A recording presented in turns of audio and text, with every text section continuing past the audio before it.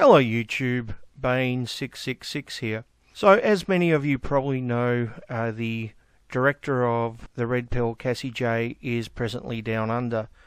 And she's had some interesting interactions with elements of the Aussie media. So I thought we'd spend a little bit of time looking at these and breaking them down. So without any further delay, let's get stuck into it.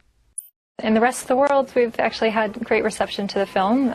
Just 2 weeks ago, I won the Women in Film Award in Los Angeles, which the Women in Film organization is trying to get more female filmmakers and writers and producers behind the camera. We've had a lot of success in other countries, so Australia is really the only place that we've had protests and petitions and bannings like this. Do you have an understanding as to why those protests are there? I do not. This is my first time visiting Australia. I'm curious what is different about Australia that makes this topic so polarizing and so fearful to people that they actually want to shut it down and silence it and pull it from theaters. I'm not sure why there's so much resistance in Australia. Cassie, I think it could be to do with the fact that a couple of years ago our Australian of the Year was a mum who lost her only son at the hands of his father in a domestic violence incident. One woman is killed every week at the hands of domestic violence. It's really on the agenda here in Australia. It's not tolerated, and we're really trying to move forward and get it on a path where women aren't dying. I think that is why your film has hit a nerve. Okay, where to start with this? Firstly, it sounds like she's saying we can't have a movie about men's issues because women suffer domestic violence, which is a really strange argument because we're always being told by feminists that gender issues aren't a zero-sum game, even though that's one of the main arguments they use against us. Case in point right here. But let's have a look at what she actually says. She said a woman dies of domestic abuse in Australia every 7 days, and this is in fact true. The actual figure is one woman dies every 6 days. But the bit she left out was that a man dies of domestic abuse every 10 days. Now I'm guessing she left this bit out because she's not even aware of it, and if someone brought it to her attention, I suspect she would find it very hard to believe because we don't talk about that man dying every 10 days. So to put that in proper context, that means for every 30 days there are 5 women and 3 men dying of domestic abuse. And for some reason it seems perfectly okay to talk about those 5 women while ignoring those 3 men. That's the issue here that we should be talking about. There's no reason why we can't be talking about all 8 victims instead of excluding 3 of them. Now, the other thing she mentioned is Rosie Batty and Luke Batty. So for those of you who don't know the story behind that, tragically back in 2014, Luke Batty, who was, I think, 11 at the time, was murdered by his father, Greg Anderson. Greg Anderson was then killed by the police in a suicide by cop situation. Luke's mother, Rosie Batty, then went on to become Australian of the Year and a domestic abuse crusader. Now, it's interesting that someone would use this particular case to talk about female victims of domestic abuse, considering it involves 2 males dying, one being murdered and the other one committing suicide by cop. But not only for that reason, because it also doesn't fit into the feminist power and control model, because Greg Anderson was suffering mental illness. Now, in the words of Rosie Batty herself, she said no one loved Luke more than his father. And she went on to say, what triggered this was a case of his dad having mental health issues. He was in a homelessness situation for many years. His life was failing. Everything was becoming worse in his life, and Luke was the only bright light in his life. So this is hardly your typical domestic abuse situation. In particular, the stereotype which is talked about by feminists. This isn't about male privilege and control. It's a mental health issue. And if anything, it's a men's rights issue, because here we have someone who was homeless for 2 years, and who had mental health issues and obviously didn't get the help that he needed. If he had have received that help, maybe Luke Batty would still be alive today, as well as Greg Anderson. 2 lives might have been saved. But instead this is used as a means of demonising males and masculinity and portraying all women everywhere as victims for some strange reason, even though no women were killed in this particular case. And this isn't a unique case either. On average, there are 27 children killed by their parents each year. That means around 90% of children killed were killed by one parent. And 17% of them involved a murder-suicide. So, to give you some numbers, between 1997 and 2008, there were 24 mothers and 16 fathers who killed themselves after murdering their child. And I think it's safe to assume that in many of those cases, if not the vast majority of those cases, there would be some form of mental illness involved. So this is hardly your typical domestic abuse situation. In particular, the stereotype we hear from feminism. And the interesting thing is, in the exact same year that Luke Batty was tragically murdered, there was another case of a parent killing children. A mother from Queensland murdered 8 children, 7 of which were her own. Now, when this case happened, the media was talking about it as a case of mental illness. And everyone I know who was talking about it in the terms of mental illness. This woman must have been mentally ill to do such an act. I don't recall anyone referring to it as a case of domestic violence, nor have I ever seen anyone use it in such a way to stereotype women as domestic abusers. So there seems to be a massive double standard here. When a man with mental illness kills his child, it's used as an example of domestic abuse against women, of all things. Yet, when in the same year a woman murders 8 children, it's seen as a case of mental illness. This inconsistency is hardly fair or reasonable. Either both of them are cases of domestic violence. After all, it is violence which took place in the home. Or neither are domestic violence because they don't fit into the normal stereotype of domestic violence, because these cases involve mental illness. So we need to go with one or the other. What we don't do, however, is claim that the one involving the man is a typical case of domestic violence, while holding a completely different standard for the case involving the mother. But anyway, back to Cassie Jaye. And it was his son that passed? It was her son who was killed by his father. I didn't know about that, but that is interesting because it shows that there are male victims of domestic violence. Sorry, that's the lesson you took? Why wouldn't she take that lesson? The example given by the host involved 2 male deaths. One murdered and the other one suicide by cop. So surely this is a men's rights issue, right? We have a male victim of domestic abuse and murder, and it was due to mental health issues affecting a man. But somehow we're meant to see this as women are the victims, right? It's strange. I don't get this at all. From that? Because children are always factored into the domestic violence conversation. The point that I think a lot of people take from that is that the violence was perpetrated by a man in that situation, as it overwhelmingly is, particularly in cases where there's a fatality. Well, that's an interesting point. Let's have a look at those statistics yet one more time. Now, remember, we're talking about a parent with mental illness who killed his child, then committed suicide afterwards.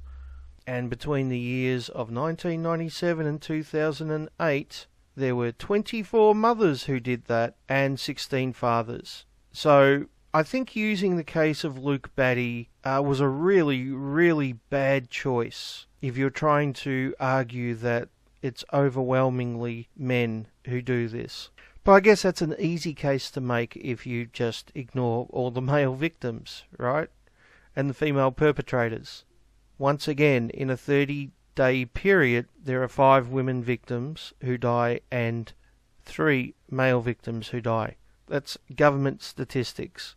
But it's also interesting that he says that children are factored into this, because once again we are talking about a male child. So let's have a look at White Ribbon Australia, which to my knowledge is the largest domestic violence campaign in this country. And I suspect the hosts of the project would be big supporters of it. I'm happy to stand corrected if that's not the case, but I would be very surprised if they're not big supporters of this campaign. So it says here, primary prevention action works to change attitudes and behaviours that result in disrespect, abuse and violence against women. Prevention action aims to stop the likelihood of men and boys using violence against women and girls. Primary prevention addresses the root causes of violence. So here we have a very clear gender narrative, right? It's men and boys and their attitudes towards women and girls who are the victims, right? Men are the perpetrators. Males, be they men or boys, are the perpetrators, and women and girls are their victims. So how does Greg Anderson and Luke Batty fit into that? Considering Luke was a male child and his father was mentally ill, it wasn't disrespecting women and girls and male privilege or any of that other shit. And how does the woman in Queensland who killed 8 children fit into this? Well, the answer is they don't, because this is feminist ideology that sees men as perpetrators and women as their victims. And this is the problem. This isn't the way to solve domestic abuse. This is a very, touchy subject that does, can quickly offend people, so I'll use my words wisely, but it's something that I really thought long and hard about while I was making the Red Pill. Where I've come today after 4 years of working on the Red Pill is that we have to distinguish between victims and perpetrators or criminals or the evil people in the world, because, a boy who is being abused by a parental figure, that is a boy that deserves care and compassion and resources if he needs to find help. And I'm not sure about in Australia, but in the US we only have 1 domestic violence shelter that accepts male victims and over 2,000 for female victims. In the movie you start by Googling rape culture, but you don't seem to sort of touch on that again. And even when you speak to Paul Elam, who claims that women want to be raped, and he said many other highly offensive things, Paul has claimed that women want to be raped? Really? Yeah, funny, I don't remember him saying that. So I had a look on Google, and I'm guessing it's referring to this article. Published back in 2011, it's called Study Reveals Female Rape Victims Enjoyed the Experience. Now, if you only read the headline, it sounds pretty bad, right? It sounds incredibly bad if you just read the headline. But we shouldn't just read the headline, should we? We shouldn't judge a book by the cover. You do understand that reading the title of a book or an article or watching the first 15 seconds of a video is not going to give you a deep, nuanced understanding of what that book or article or video is about, right? And if you actually read the article, you find that it's meant to illustrate that anyone can make any bullshit argument by using evidence by citation. It clearly states this in the last paragraph. Paul isn't saying that women enjoy being raped. He's saying if you use dishonest and fraudulent methods when writing articles or university papers, you can make any fucking argument. And he purposely picked an argument which would be offensive to feminists to make a point. Now, the unfortunate thing is many people just read the headline and stop there. You do understand that reading the title of a book or an article or watching the first 15 seconds of a video is not going to give you a deep, nuanced understanding of what that book or article or video is about, right? And miss the point entirely. But anyway, let's continue. You don't seem to ask him about that. Why didn't you ask him about that? I did ask them about that. I have 100 hours of footage, and the film is 2 hours long, so a lot hit the cutting room floor, and I do plan on releasing all the footage that I gathered. But of course I asked all of those questions. I spent at least 2 hours with each person I interviewed, but the longest was 8 hours. And a lot of the comments, if taken in context, have explanations for why they said those things that do come off, off-putting or offensive in some ways. And oftentimes it's either satire or they're trying to make a point that, if the genders were reversed, this wouldn't be acceptable. But Cassie, don't you think viewers deserve to see what some of those answers on rape culture were? Yeah, the thing is, the movie isn't about rape culture. It's about men's issues. Now, I know Cassie originally intended to make a movie about rape culture, but she changed her mind and decided instead to focus on the men's rights movement. So why would she then start talking about rape culture? As it is, in a 2-hour movie, she's barely got enough time to cover all the men's issues discussed. I edited the film, and I include a lot of topics in the film that I hope when people see the film they want to talk about what is included in the film rather than what was left out, because there was a lot included. But the reason I chose to leave out or not go back to the rape culture discussion is because you really can't put 10 minutes into this film about rape culture and have it be complete. It is such a deep rabbit hole, and I think it deserves its own film entirely. There are valid arguments that you raise, particularly regarding the court rulings and male suicide, but don't you think that you undermine all that by making sweeping arguments about how both genders suffer in a similar way from domestic violence? I mean, aren't generalisations like that dangerous? Yeah, what is actually dangerous is deleting the 3 men who die of domestic violence every month in this country, while at the same time focusing entirely on the 5 women who die. Why can't we talk about the 8 victims instead of dividing the victims by gender and just focusing on 5 of them? I definitely believe that generalizing is dangerous, and we see that very often with female rights advocates. I did leave feminism after making this film because I saw feminism as having blinders on, that they only focused on women's issues and, girls' issues. A men's rights activist would say, well, here are all the men's rights issues.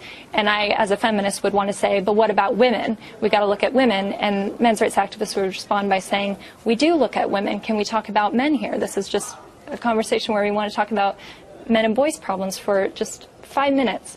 All right, Cassie, we're out of time. We'll have to leave it there, but thank you very much for joining us. Okay, so before moving on to the next interview, and trust me, that's an interesting one, I just want to make 2 points. The first one is there is now a petition for the project to show the unedited interview with Cassie Jaye. So if you would like to see Cassie Jaye unedited answering these questions, in other words, in proper context, I'll leave a link for the petition below and feel free to go and sign it. The other point I wanted to bring up is this. You'll note that every time Cassie was on screen with one of the presenters, they had the wonderful straw man, "Are men oppressed?" Now, I see this constantly in feminist articles about men's rights. We hear constantly how they claim that we're oppressed, even though we don't claim that. Okay, men and women have issues. That doesn't mean that either men or women in the West are oppressed. This is a case of projection and essentially a straw man. But let's go on to the more interesting interview. Mel, the director of controversial documentary The Red Pill, is in Australia to promote her film, which has sparked protests and been banned by Australian cinemas for being anti-women. But Cassie Jaye claims that she was a feminist who changed her views on gender equality while making the film about men's rights movement. We have a big hole in the area of compassion for boys and men.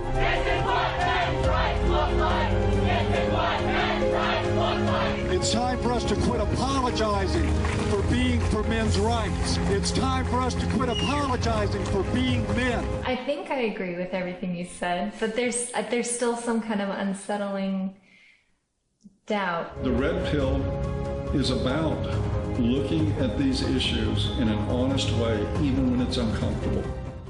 The documentary has been slammed by women's groups as misogynist propaganda. And Cassie Jaye joins us now. Thanks for being with us, Cassie. There seems to be two issues here. There is the issue of the film's content that some disagree with, and then there's the issue of freedom of speech. So let's deal with that. Are you dismayed that some people won't be able to see the film and make up their own minds because of the protests, specifically here in Australia? Absolutely. I think people need to see the film in order to have an opinion about the film. And unfortunately in Australia, we've had so many screenings pulled from theatres that it's preventing Australians from being able to see the film for themselves. Yeah, which, you know, as you say, sort of restricts the conversation that we're able to have around this. Now, on the content of the film, Cassie, I mean, I think it's really interesting and it's important probably to highlight some of the issues that men are facing in the modern world that they feel are, you know, really holding them back or getting them down. But can I ask you this? If you wanted to make a film about the issues facing the modern man, why did you have to focus on the views of these extreme misogynists of the men's rights movement? Extreme misogynists of the men's rights movement. That's interesting coming from Andrew O'Keefe. Now, most of you probably don't know who Andrew O'Keefe is. You see, a few years back now, Andrew O'Keefe was caught on camera late one night in a drunken stupor wrestling this woman to the ground. I wonder what your wife thought of that, Andrew. I wonder if a married man being blind drunk wrestling a strange woman to the ground might be considered a little bit misogynistic by some people. Right, Andrew? But we're the misogynists because we want to talk about men's issues. Okay, mate. Okay.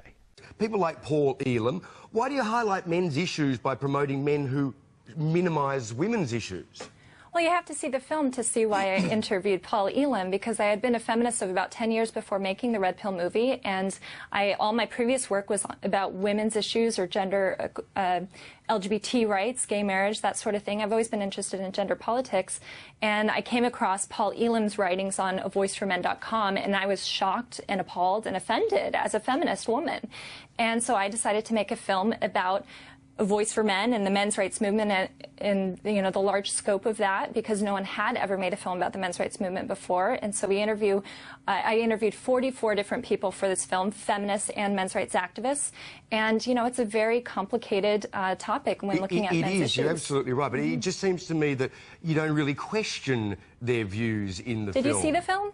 Well, we saw as much as we could because your publicist wouldn't send us the full thing. I sent you the screener link actually to the full film. But so we watched as much as we could, yeah. So they haven't watched the movie, but they're willing to pass judgment on it. This is so fucking typical, isn't it? It really fucking is. But you could also buy the film on Google Play, Vimeo, and Amazon tried to do that and we couldn't. Be that as it may, you know, it just seems from what I have seen of the film, there's not a lot of questioning of some of their views, that's all. Yes, there is. Absolutely. If you've seen the film, you would see the questions that I asked and their answers. And this film is not propaganda. I'm not promoting any kind of view that the viewer should take away. It's simply a journey looking at what men's rights activists have to say, what the feminist rebuttal is, and the audience is able to make up their own mind. Well, just on Paul Elam and about the questions that you asked him, did you ask him about his writings where he had encouraged people to go out and bash women? Yeah. Oh, look at that. Another journalist talking about an article that she hasn't read. If she read the article, she would know that Paul is not encouraging people to go out and bash women. In fact, he's replying to a feminist article which is making fun of male domestic abuse victims. Strange how that's not criticised by the hosts. Probably because they don't know. Because they haven't read the fucking article. Or I did about ask his him rape about apology. all of that. But was that included in the film? And what did he say yes, about it that? is. And Yes. did you agree with his original writings on that? I do not agree with his approach and his kind of provocateur approach to these issues, but at the same time, the way that he tries to get people to listen is by offending them to get them to read his website. And, you know, ironically enough, that's what got me to make the film was I was offended by him, and so I looked deeper. I went down the rabbit hole, and that's the Red Pill movie. Yeah, well, I mean, we've done a lot of reading around Paul Elam over the years. A lot of reading around Paul Elam. That's an interesting term. In other words, you've done a lot of reading about Paul Elam, reading articles written by those who don't like him. Do you think maybe they might have a bit of an agenda? Do you think maybe they might take things out of context? Do you think maybe they might misrepresent him? Do you think maybe, as fucking journalists, you should go and take 5 minutes to read the original source and make up your own minds? Or is that too much effort? In fact, we've interviewed Paul Elam, and there's no denying that a lot of what he says is deeply misogynist. Deeply misogynist. Okay, let's have a look at a clip from that interview that he's talking about, and let's see exactly how deeply misogynist Paul Elam is. Okay, look, there's a lot of merit in what you're saying there, that, you know, we want men to feel as if they've got the same choices that women do, but some of the beliefs that are on your website, which is called A Voice for Men, do make me shake my head a bit, and I'm not quite sure what you mean. You are calling for a push to an end to rape hysteria. What do you mean by that? Well, precisely what we mean is what we said. We're pushing for an end to hysteria around the subject of rape. We believe rape is a serious problem that needs to be addressed in this culture. But right now, particularly in the United States, we have a lot of academicians and people in government that are pushing statistics about the incidence of rape that are simply not true. We have campaigns identifying all young men as potential rapists. These are hysterical actions, and they are not addressing the problem of rape. Rape is committed by a small number of criminals, often people much like pedophiles that reoffend and have many, many victims. But to class an entire half of the human species as all potential rapists simply because they are male, we find to be hysterical, and we want that to change. Who does that? It's a very limited number of people who are doing that, and to say that that is the predominant narrative around rape, I think is itself a kind of hysterical reaction. And certainly your reaction, where you said that if you were on a rape jury, you would acquit the man on principle, regardless of how strong the evidence was against him, is certainly playing into hysteria as well, Paul. I don't think it is. I think when you look at rape shield laws, when you look at the type of prosecutorial misconduct, the number one crime for which the Innocent Project has people released from prison is rape. When you look at the lack of due process, when you look at things here like the Dear Colleague letter that has instructed our universities to suspend due process for young men accused of sexual assault on college campuses, even after they've been exonerated by police. You find that this is not a small amount of people that are involved in this. This is our government, this is our university boards and administrations, and it's happening across the culture in the United States and Canada. So I just have to disagree with you that this is a minority.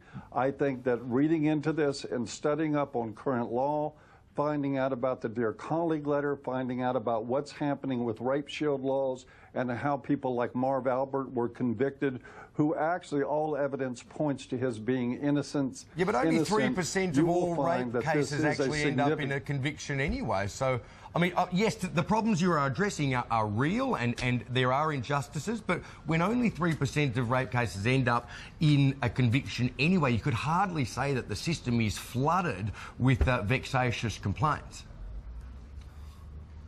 It's not a matter of saying that the system is flooded with vexatious complaints, but please tell the men that have spent 10, 15, 20 years in prison falsely. Tell the young men whose academic careers have been ended by false allegations that this is a small problem.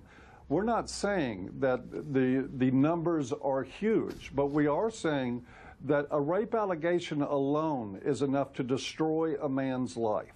And it has happened many, many times over. So for the individuals affected by this, we try to pay attention to this problem. Yeah, and for sure. We are not being hysterical in the way we are being evidence-based in how we approach this, not political. Yeah, to acquit on principle is quite another thing, though. Paul, very sadly, we are out of time. Thank you very much for being with us this morning. I was so pleased to be here. Thank you for having me. Thank you, Paul. Cheers. My concern, Cassie, is just is that in setting up these guys as the spokesman for the issues that men face, we promote an opposition between men and feminism that's counterproductive to the genders working together to solve everyone's problems. Oh, I get it. So it's the fault of the men's rights movement for not working with feminists, which is causing all the issues, right? Because they are denying men their natural rights as men. Meaning, if only we could just have sex with whoever and whatever we want, whenever we want, then maybe we wouldn't have to rape you. Nothing offensive about that, right, Andrew? Right? And by the way, that is another feminist who is commenting about the red pill without actually bothering to watch it, just for the record.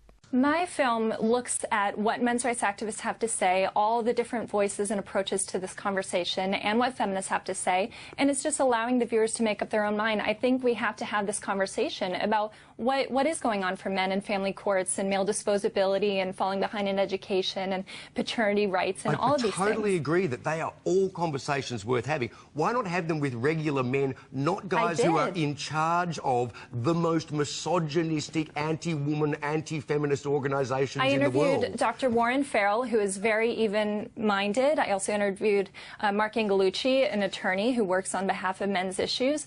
I interviewed Fred Hayward, who is a father who lost his custody of his son. I interviewed plenty of very sound-minded people in the film, men's rights activists.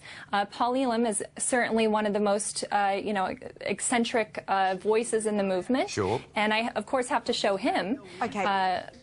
Cassie, why did you decide to renounce your feminism after this and say that you're not a feminist anymore? Well, you have to see the film to see what led me down there. For all the people that haven't seen the film, can you just explain why you were not after just equality? Because isn't that what feminism is? Just equality? I am for feminism is just equality, right? It has nothing to do with an ideology. It has nothing to do with looking at the world through patriarchy theory, correct? I find the feminism is just about equality argument to be very, very annoying, because it focuses on the goals, or the supposed goals, but doesn't look at the methods or the ideology involved in achieving those goals. Yeah, it's kind of like those people that pour bleach up the anuses of small children to try to cure autism, right? I mean, their goal is to cure autism, so we shouldn't criticize them, correct? Of course we should, because their methods are bullshit. Their methods are illogical, and their methods are fucking harmful. But hey, feminism is all about equality, correct? No need for any nuance or anything more complex than that, right? Gender equality, I absolutely care about women's issues and girls being empowered full-handedly. That is my innate passion in life, was looking into women's issues. That's why I spent 10 years making films about women's issues, and I still hold true to that. But feminism is an ideology that really wants to keep the blinders on, just looking at women and girls' issues and blaming men for women and girls' problems. And they don't look at male victims, and I think we need to look at male victims if we're talking about gender equality. Of course. Sure. I mean, I think you could be feminist and still, look at men's problems. I mean, you're talking about a very, very small slice of feminism that's got blinders on. It's like saying all feminists are like, it's like saying all women who are feminists are like the men's rights movements representing all men. Feminism does blame men, by the use of the word patriarchy to blame men for all the ills of the world. So feminism even blames men for their own issues, blaming it on patriarchy, so it's the fault of men. And it's a way to dismiss men's issues by blaming men for their own problems. I don't think it's inherently blameful. But anyway. All right. And here we see Andrew O'Keefe mansplaining to Cassie Jaye. Now, look, I think mansplaining is a bullshit term, but I also believe in judging people by their own standards. So I can't help but point out that if this was an anti-feminist or an MRA male doing this to a woman who was a feminist, there would be cries of mansplaining. In my opinion, though, it's just Andrew O'Keefe once again being a rude cunt. Cassie Jaye. It's an interesting discussion, a really interesting discussion, Cassie. Thank you for being with us. I would like to say I'm for gender equality. I'm for women's rights and men's rights now, and I'm not a men's rights activist, and the film was not funded by MRAs. That is a lie that's being perpetuated by Australian media. TheRedPillMovie.com. All right, terrific. Thank you. I mean, well worth viewing. Yeah, if you can get on to see it, which we haven't been able to on several occasions. All right. Okay, 3 things to finish up on. Now, you'll note that they claim that they weren't sent a copy of the movie and they didn't have time to watch it and they couldn't buy it online for $3 or $4 or whatever. This is all bullshit. I mean, first of all, it is available online for anyone to buy for, I think it's $3 or $4 on YouTube, for example. But Cassie Jaye sent them a copy of it a month ago. It was sent on May 9th. So they had 1 month to view this, yet they claimed that nothing was sent. They didn't have the opportunity to watch it, etc., etc. They're fucking liars, in other words. Did you see the film? Well, we saw as much as we could because your publicist wouldn't send us the full thing. I sent you the screener link actually to the full film. So we watched as much as we could, yeah.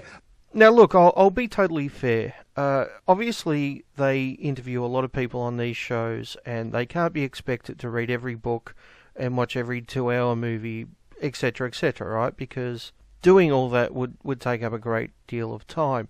But first of all, don't lie and say that you didn't have the opportunity to do so when, in fact, you did. Don't claim that it wasn't sent to you when it fucking was. And probably more importantly, don't come off as a fucking expert on the movie when you haven't even bothered to watch it. Maybe talk to Cassie Jaye with a bit of an open mind if you haven't bothered to watch the movie. If you want to watch it and then criticise something that was actually in it, that's fair enough.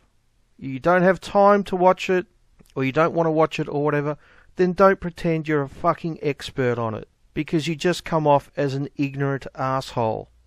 Not to mention, in this case, a pair of fucking liars. Now, my second point before I finish is about Paul Elam. Now, I like Paul. I'm on good terms with Paul. We've chatted a bit on Skype. I know I've criticised him occasionally in the past for some of the things he said, and most likely I will do again in the future if he says something I disagree with. And I think Paul would be fine with that, as long as I'm fair, of course. So I in no way have anything against Paul.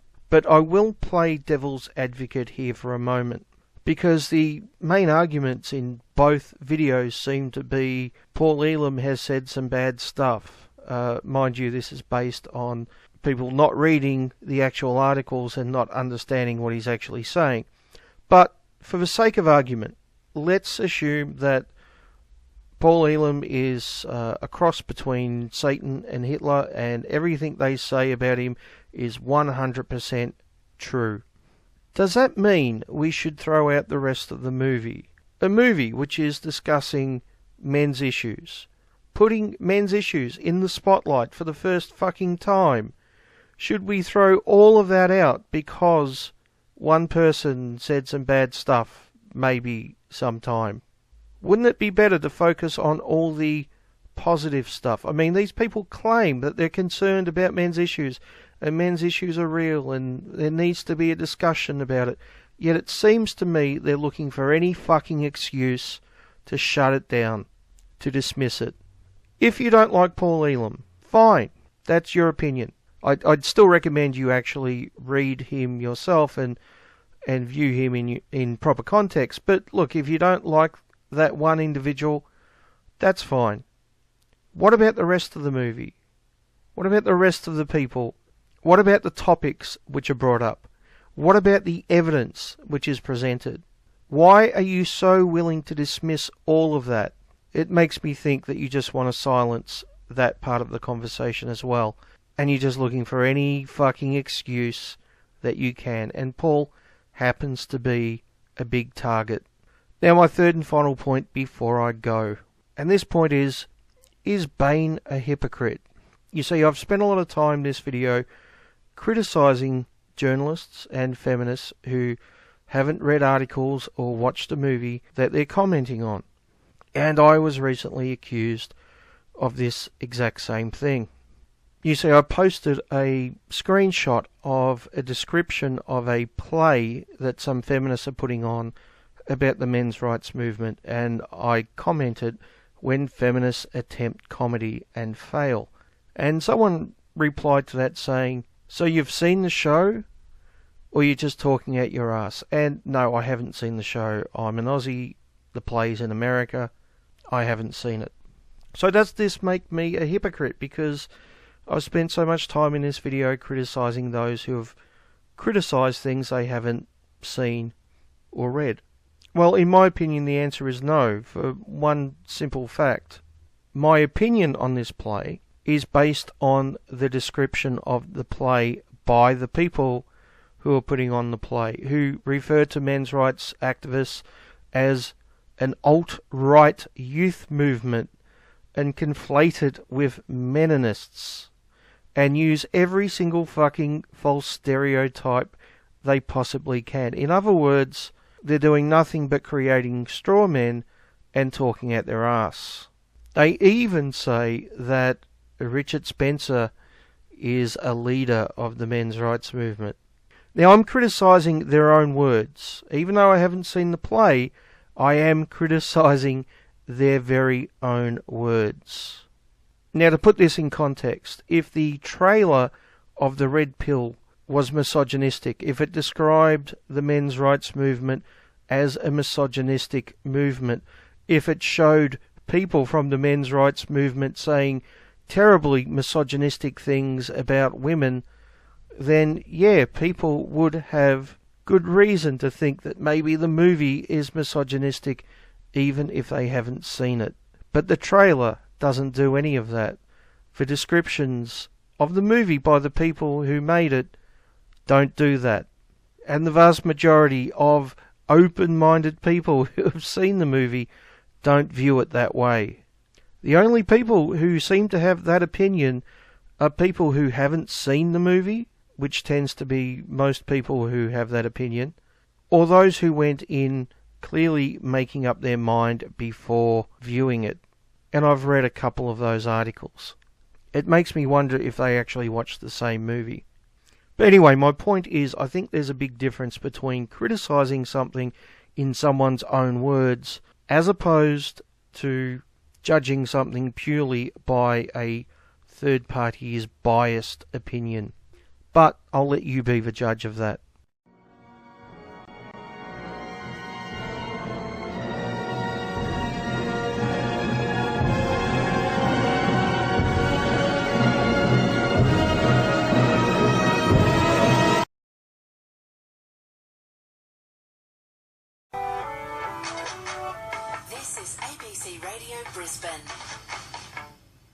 Robert Brockway is a spokesman for Men's Rights Brisbane.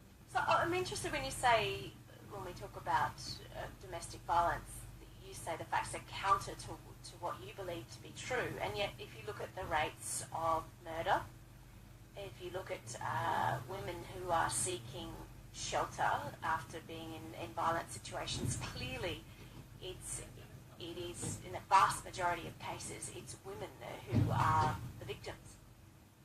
Well, if you look at women who have died as a result of domestic violence or intimate partner violence, I mean, the rate that's often quoted in Australia is 1 woman per week, and that's a terrible rate. The rate of men who are dying as a result of domestic violence and intimate partner violence is roughly 1 man every 10 days. Where are you getting those figures from? Oh, that victim comes from the Australian Institute for that one man in Australia dies every 10 days as a result of domestic violence? Absolutely, and I can absolutely support that with government data. Okay, I want to do some further looking on that because that is an astounding set of figures if that is in fact accurate. David says, is this guy for real? Next he will tell us the world is flat. And a couple of other people just questioning the statistics, the figures quoted by Robert there. To shed some light on that, Dr. Samantha Brooknell is from the Australian Institute of Criminology. Are those domestic violence and homicide figures accurate, that one man every 10 days dies because of domestic violence? We can say in 2010-12, which is our most recent published homicide data, 75 males and 121 female victims, there were 121 female victims of domestic homicide. So that equates to one male was killed in a domestic homicide incident every 10 days and one female was killed in a domestic homicide incident every 6 days.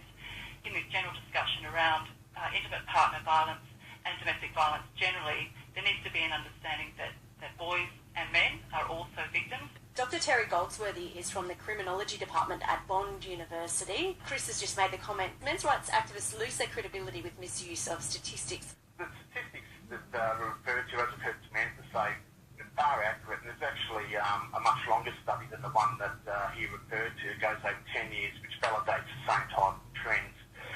Irene says men's rights rubbish. Your guest annoyed me. His stats are wrong.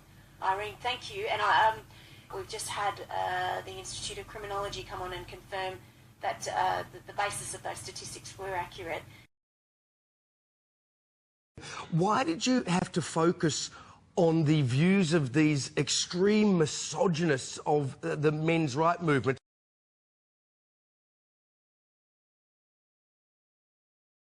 On my show the other day, who was a grower of kiwi fruit on my show. I mean, like a joke, mate. And he goes, well, as we say in the kiwi fruit growing business, you know, you've got to take it where you get it. And you know, I'm like, dude, oh, right. He's on there, man. Everyone in the kiwi fruit business gay. So he goes, no, what do you mean? I go, well, your saying is you got to take it where you get it. And that seems to me to be a... Careful, Andrew. Kill me, Andrew, okay? Andy, you right, man? Wait. Shut up. Go away. Go away, Ronnie. Aussie people with stripy shirts. Oi, let him be. Let him be.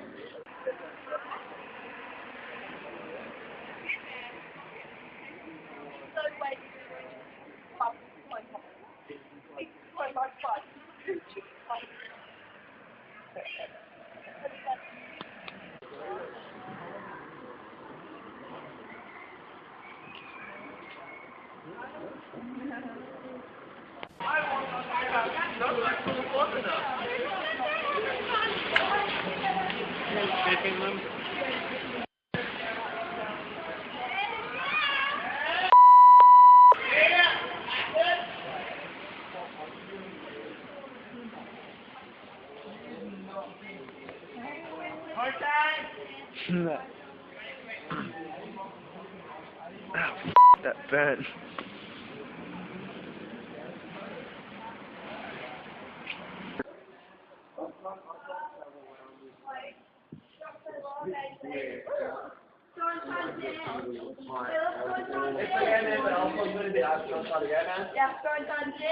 What just happened? What are you going to do? Andy, what just happened? Hey, kids. Hey, come back quickly before you go. What just happened there? Is that hooch? I was trying to travel around this square twice. Let's go inside dance. Hey, let's go inside dance. It's okay, man, but I'll talk to you in a bit. I have to go inside to go, man. Yeah, let's go inside dance. What just happened then, Andrew? Andy, what just happened then? Hey, come back quickly before you go. What just happened then, man? You just f***ing fell into that. Hey. Get those kids back here, quick. Get those kids back here. You're coming back in with us, Mr. O'Keefe? No, I'm not. You are coming back in with us. That's their place to stay. I'll take that one.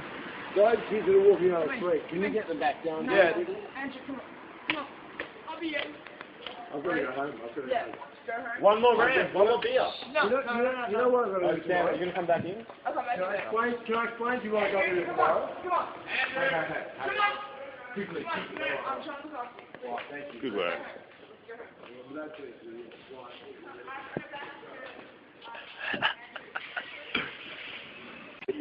You are coming back in.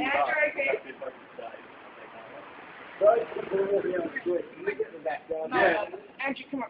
Come on. I'll be here. I'll go home. Yeah. Go home. One more round, one more beer. No, You know what I'm going to do tomorrow? You're going to come back in? No, where's this place? He's going to... Oh, hi. I'm going to deal on radio. Do you mind if I get a lift? Oh, yeah, no worries, mate. Deal. Don't grab a lift in a random... What the